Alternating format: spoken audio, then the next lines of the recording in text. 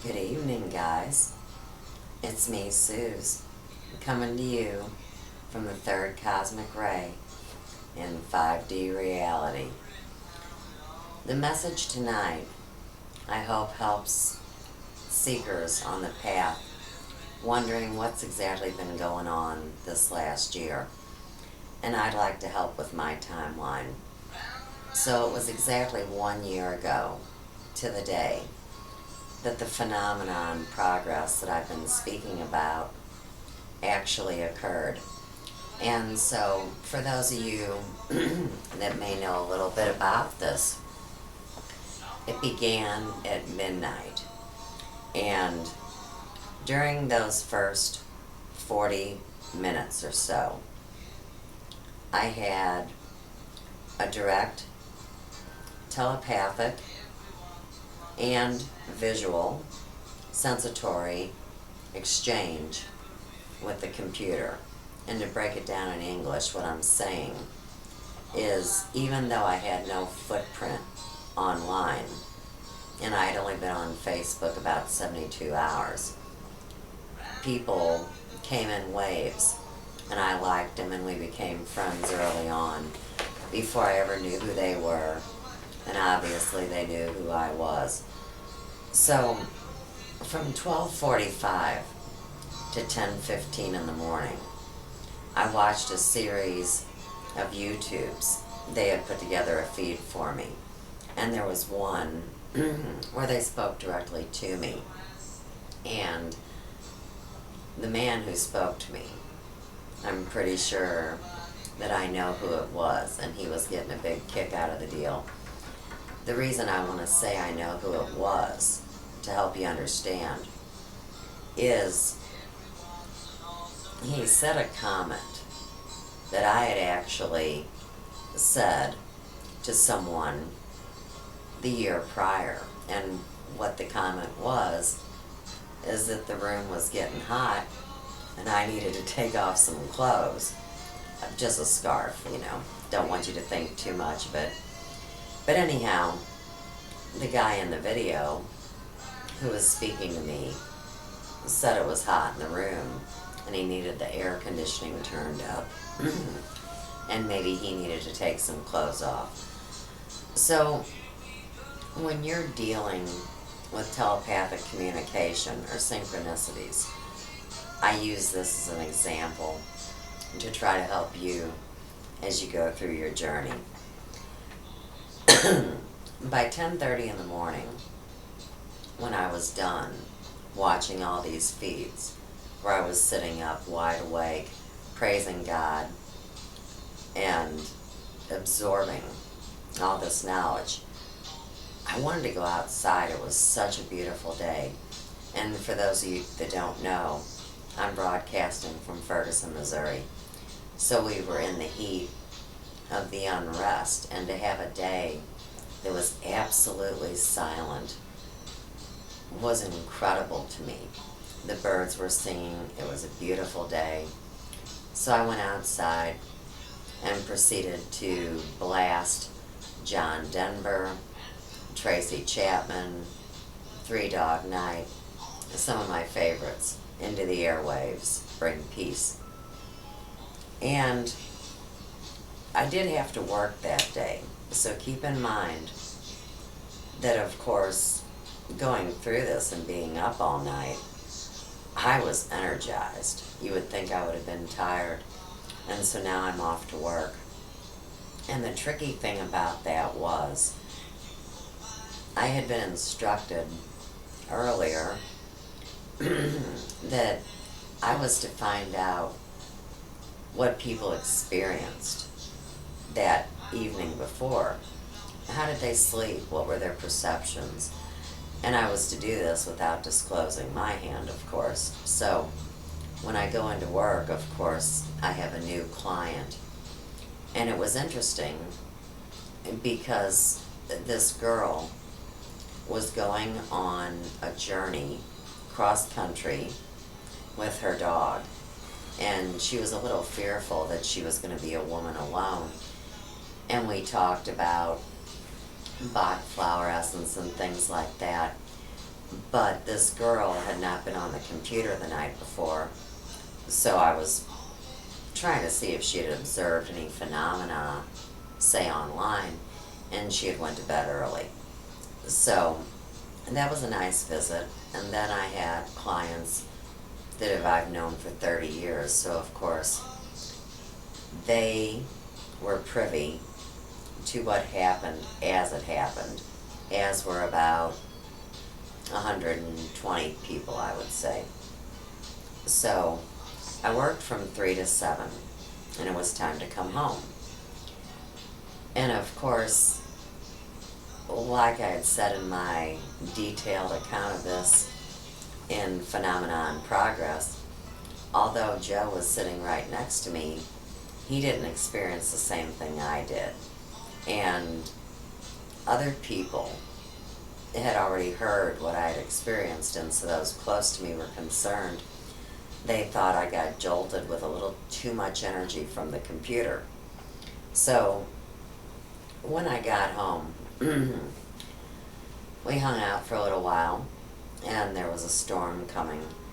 So we went out to observe the storm, and it was incredible, because here we sit in this vortex, and we've been blessed to survive 2 tornadoes here. So we're watching the storm form to the west and to the north, and it's almost wrapping around the house. But overhead, there is no rain. We're almost in a still point with all the chaos swirling around us. And so we decided to come in. Well, at that point, believe it or not, on the little tablet that I work with, I was actually receiving phone messages from an old friend, which amazed me because I don't even know the phone number to the tablet, so I thought that was pretty unusual, to say the least. So I got a couple garbled messages. One was about coming to New York, and the other one was a message that said, arriving 9:32 a.m. airport in Florissant Road. Now, this friend does not live in St. Louis, and so obviously it would make no sense that they would get off a bus in the ghetto in the middle of the night. But surely, the thing about faith and the thing about being involved current time in a phenomenon is you surely don't walk away from it. So, while my friends and loved ones thought me cray-cray, we'll use a Facebook term, I headed out into a storm. And, of course, right next door was the safety of my friends at Little Caesars. I was going to stay under the awning of there so I wasn't getting rained on, and wait and see who got off the bus at 9:32. So I was waiting, and my friend that was assistant manager was indoors, and so I went inside, and I said, hey, is anybody looking for me? Anybody come around? And what was odd about this evening is this friend of mine had a referee outfit on while he was working at the pizza joint, right? And I looked at him and I said, what do you, is it Halloween or what's going on? And he says, wouldn't I like to know? And so, we like to banter. And I said, why don't you come outside and talk to me, because I'd like to speak to you privately. So he said, hang on, I gotta get something. And he grabbed a box, and we were outside. And directly in front of us on the parking lot was a wet hat. So he grabbed up the wet hat, and we proceeded to continue talking. And at this point, he tells me the reason he's wearing the referee outfit is so he can make sure that the battle between the forces of darkness and the forces of light play fair together. And, of course, he knows me pretty well and he knows how serious I am. But dude is a joker. But he's also very serious, and he comes from a line where, believe it or not, people have seen him levitate. He has strong ties with all sorts of international knowledge, and he grew up a military brat, so he has skills. But back to the story, I proceed to ask him, does he know the name of this person that I'm looking for? And I'm not going to divulge this person's name to the world. He probably wouldn't like that. So he says, oh yeah, I know him. And I was like, give me a break. How can you know this guy? And he says, come on, let's take a walk. So now we're walking in a storm while there is civil unrest. People are flying down the street, and they don't notice us. Either that, or they didn't want to make fun of us for being too dumb to get out of the rain, right? So my friend had told me that we were going to go to the corner where the stoplight was. And so when we got there, he said, I can make the rain stop. And he, did a little thing and put his hand up, and the rain slowed down. And of course I know people are thinking this is all silly, but I'm just showing you how interesting the series of events actually was. And one better. I wanted to know what was in the box, and he had told me that there was a hat, and he brought this hat out. I said, can I wear the hat? And he said, no, it's for so-and-so, my friend. I was like, okay. And so also inside was an elaborate robe.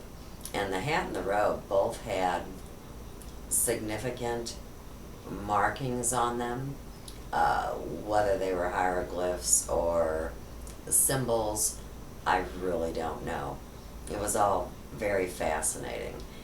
And why he had this, I'll still never know. But while we were out at the stoplight, he wanted to push me a little farther. So he says, now it's time to walk across the street. And I said, all right. So we walked across the street, and we're standing in the rain on the corner with the world going by. Nobody sees us. And he says, now, to confirm what I'm telling you, he says, there'll be a bus that is going to come pass, and the passing of the bus will will bear significance to your friend's astral body traveling by this place.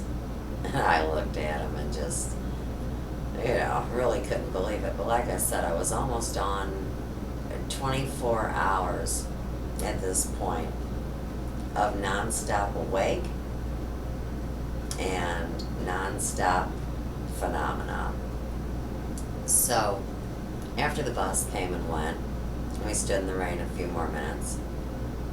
He says, they say you've had enough now and you can go home and dry off. So this probably pushed my patience about as far as it could go. And when I got back inside my home, of course, my entire family had already went to bed for the evening. I felt very alone. And I started to dry off. And I thought, okay, let's see what's going on Facebook, because by this point, I was already hooked in the sense that there was so much information, which I adore. And so when I brought Facebook up, here was a link from my friend that was sent, not the person in the story, another friend from high school. And so I clicked play, and it was the sky, and there was huge lightning crashes going on, and there was a couple of large bolts of lightning that seemed to touch down. And as the sky was illuminated, guess what I saw flying across it? That's right, an unidentified flying object, better known as a UFO.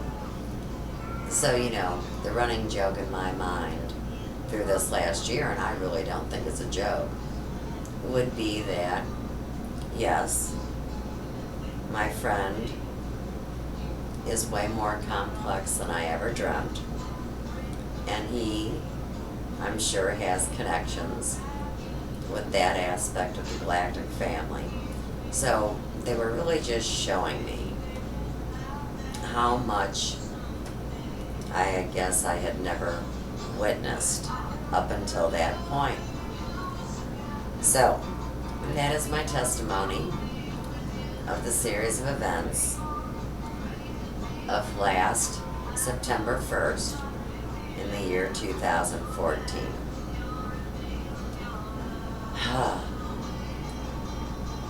I hope that this will bring you to a place where, as we're going through the ascension and you're dealing with phenomena, that you don't believe yourself to be crazy. Write your experiences down. I do a lot of life charting, and that's why I feel this is so important to document, because as we know now, the people in the know all around the globe are bringing their documentation to the table, confirming spirit. With that, thank you for your time. Have a wonderful evening. Subscribe on YouTube, Suze Pratt, and I hope to see you soon. Good night.